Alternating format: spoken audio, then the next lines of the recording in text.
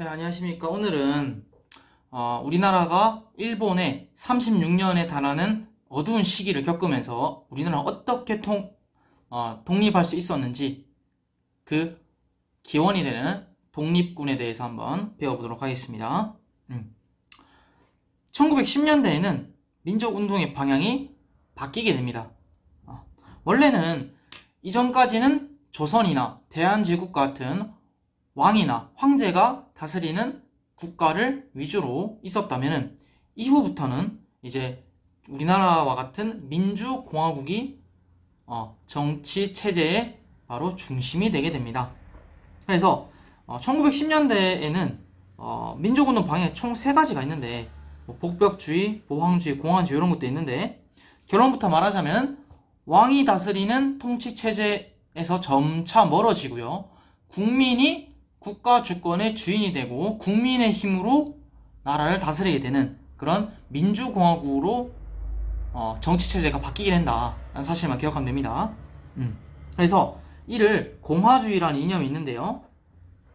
이 공화주의는 민주공화국을 수립하는 것입니다. 국민이 주인이 되고요. 여러 사람들이 나라를 다스리는 이런 민주공화국을 수립하자는 운동으로 독립운동의 방향이 바뀌게 됩니다.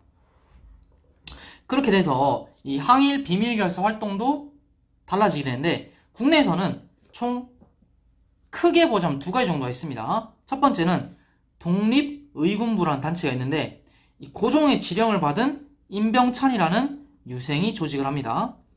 그래서 이 사람은 고종 복위를 목표로 해서 전국적 의병 봉기를 준비합니다. 이 어려운 말로 복벽주의라 합니다. 복벽주의. 임금을 벽자라고 표현하는데 벽을 다시 복귀하는 주의라 해서 복벽주의를 합니다. 하여튼 그러나 이들은 의병 봉기를 준비했었는데 일본에게 사전 발각되어서 강제로 해체가 됩니다. 그리고 나서 대한광복회라는 조직이 만들어지는데 이들은 이전에 있었던 신민회와 같이 애국개몽운동, 의병, 전쟁 요 계열들 합해져서 박상진이라는 사람이 박상진과 청산리 대첩의 영웅이었던 김좌진 장군이 합해서 군대식으로 조직하는 이런 조직인데 이들은 민주공화제를 근대국가 수립 방향으로 선포를 합니다. 민주공화제. 그러면서 국내 각지에 설치해서 많은 친일 배신자, 부자들에게 의연금을 모금하고요. 그래서 이렇게 획득한 돈을 가지고 무기를 산다거나 군인을 양성하는 군자금으로 사용을 하다가 이들도 역시 일본에 발각이 되어서 박상진이 투옥되고 조직은 해체가 되게 됩니다.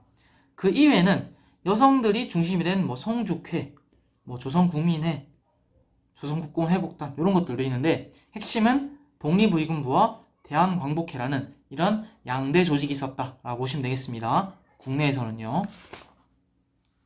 그리고 국외에서 독립운동 기지가 건설되기 시작하는데 복잡합니다.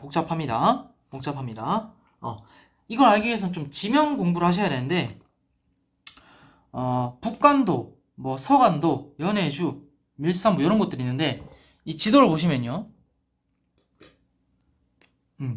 이 삼원보라는 지역이 있는데 삼원보 여기가 서간도입니다. 서간도 서쪽에 있는 간도의 서간도 그리고 여기 왕칭, 영정, 연길 이런 데를 북간도라고 합니다. 북간도 그리고 블라디보스톡 지금 러시아 지역 블라디보스톡 여기를 연해주라고 부릅니다. 연해주 그리고 여기 밀산부 한흥동 여기를 밀산부라고 부릅니다.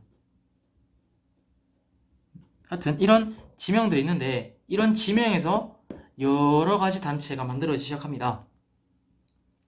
그래서 이들의 목적은요. 만주에서 독립군을 양성을 해서 이 많은 독립군을 가지고 한반도에 진격을 해서 일본인들을 모두 싸그리 몰아내자라는 것이 이들의 목표입니다. 보시면요. 먼저 북간도부터 보겠습니다. 북간도 여기 북간도 여기는 용정과 명동이라는 지역이 있습니다. 여기서는 뭐 간민회, 뭐 대한국민 이런 것들이 있습니다. 중요하지 않아요. 있다 정도만. 그리고 뭐 서전, 서숙, 명동학교 이런 것들이 있습니다. 그리고 핵심이 되는 독립군 양성기구는 바로 이전에 대종교가 주축이 되었던 중광단이라는 것이 있는데 이게 나중에 북로군정서로 바뀝니다. 그래서 이 북로군정서에서 김좌진 장군께서 봉오동에서 패배하고 약이 올라서 증파된 군인들을 청산리에서 격파합니다. 청산리 대첩. 청산리 대첩의 주역이 됩니다. 그리고 서간도를 한번 보겠습니다. 서간도. 여기는 기지 이름을 기억해 주셔야 합니다. 삼원보. 이전에 신민회가 독립운동 기지를 만들었던 이 삼원보를 중심으로 해서 뭐 경학사, 부민단, 한족 이런 것도 있는데 이건 그냥 있다 정도만. 학교가 좀 중요합니다. 신민회가 이전에 뭐 신흥강습소 이런 걸 만들었었는데 나중에는 이름이 신흥무관학교로 이름이 바뀝니다. 신흥무관학교. 그리고 독립군 양성기구로 서로군정서를 만듭니다. 보세요. 서간도에서 서로군정서를 만듭니다. 그리고 북간도에서 북로군정서를 만듭니다. 지명을 따서 이름을 만들었다는 것을 유추해 볼 수가 있습니다. 그리고 연해주에서는요, 신한촌을 중심으로 해서 뭐 건업회, 뭐 한인사회 이런 것도 있는데 대한국민의회 이런 것들을 좀 눈여겨 보십시오. 나중에 대한민국 임시정부가 수립될 때 한 주축이 됩니다. 그리고 뭐 한민학교가 있고요, 뭐 대한광복정부 이런 것들도 있습니다. 마지막 밀산부란 곳에는 헤이그 특사의 3명의 영웅 중에 하나였던 이상설이라는 사람이 한흥동이라는 것을 건설합니다. 우리 한민족을 부흥시키겠다. 이런 동네에 건설합니다. 넘어가서요. 중국에서도 합니다. 중국 관내 만리장성 이남에서도 하는데 애국지사들이 망명을 통해서 외교활동도 하고요. 군자금도 마련합니다. 그래서 뭐 동제사라는 것도 있고 신한청년당이라는 거 있습니다. 신한청년당. 이들이 김규식이라는 사람이 나중에 1차 세계대전 이후에 전호철이라는 파리 강화회담이라는 것이 있는데 여기에 민족 대표로 파견되어서 우리나라의 독립을 외치는 그런 멋있는 단체가 있었습니다. 신한청년당. 그래서 이들은 임시정부 수립의 기반이 됩니다. 그리고 미주 지역, 미국이나 하와이 지역을 미주로 하는데 이곳에서도 독립운동이 활발했습니다.